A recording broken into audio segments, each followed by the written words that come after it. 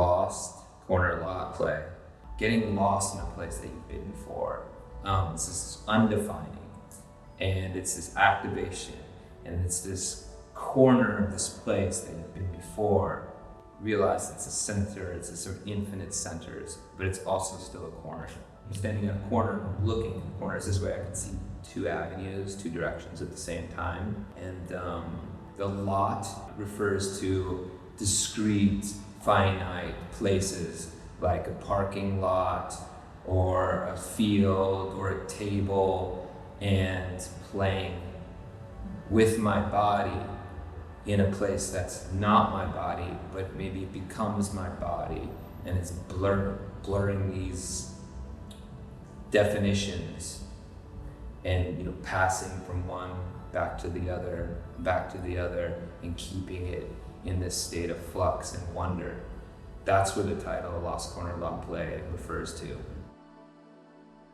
It features my paintings, and one video is like this interior cartography or this mapping. I'm trying to understand what it means to be alive. The theme is like bound up in the title. There's covering, uncovering, excavation, passing from one zone to another zone. There's the initial black line versus this interior cartography, which becomes then this thing that I play upon. I guess it serves as this like sort of mark making, like clawing or grasping or trying to get inside of something or close to something without owning it. Manifested into form becomes a painting, becomes a visual language.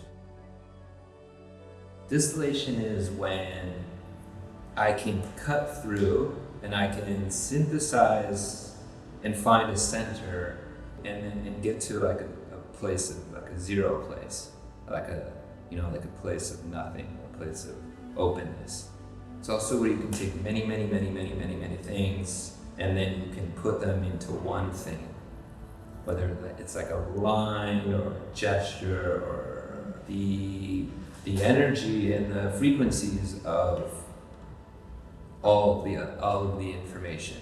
So I sort of boil it down, distill it down, like you might distill alcohol. So it becomes like potent, to give something like a potency. I think that's distillation. I have a studio, spend a lot of time in the studio. It's a space where I can manifest these paintings. How do I approach it in body of work?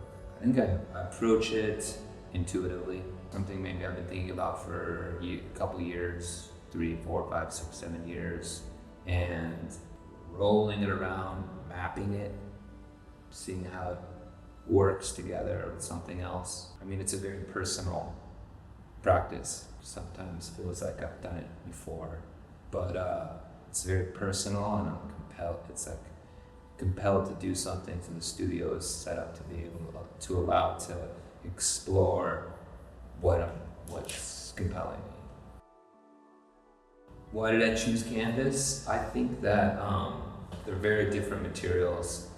Yeah, canvas is something that I used to work on like a long time ago when I was a child. And so I think that it's something I've been flirting with for a while. So the canvas accepts the oil paint. So the oil goes into the fibers of the canvas, right? Get into those fibers. But then you can also build up layers. And then you layer it and it can build up, so it goes both down and up, whereas the chloroplast, which is a plastic, and the material, the oil paint, sits on top of it. And it's a very agile material. Also, of course, I can put down paint and then I can take paint away.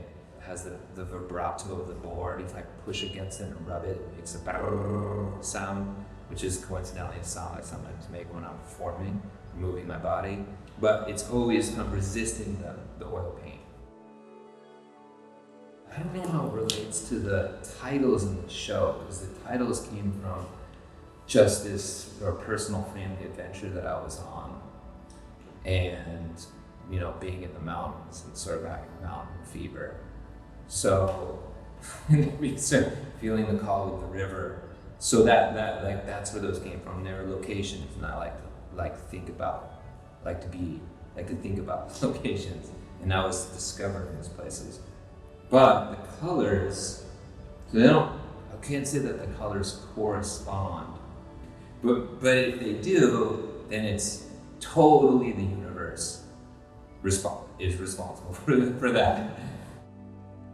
Performances, being with my body, it's like, oh, I get to collide all these different frequencies and zones, again, the finite and the infinite, colliding in my body, creating a corner. The corner becomes the center.